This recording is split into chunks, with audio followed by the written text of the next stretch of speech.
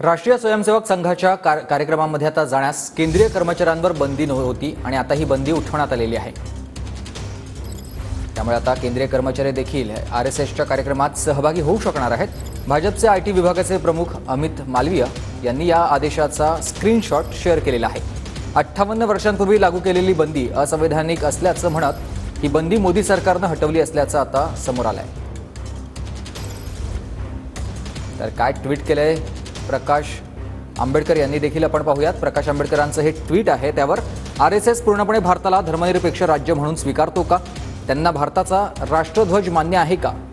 असा सवाल प्रकाश आंबेडकर यांनी केला आहे। ते भारतीय संविधानाशी एकनिष्ठ आहेत का? आरएसएस धर्मनिरपेक्ष भारताविरोधी, तिरंग्याविरोधी आणि संविधान विरोधी आहेत, अशी टीका देखील त्यांनी केलेली आहे।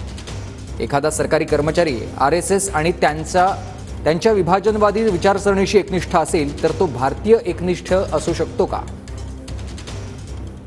प्रकाश आंबेडकर यांचा हा सवाल आहे। प्रकाश आंबेडकर यांनी या संदर्भातलं ट्विट केलेलं आहे।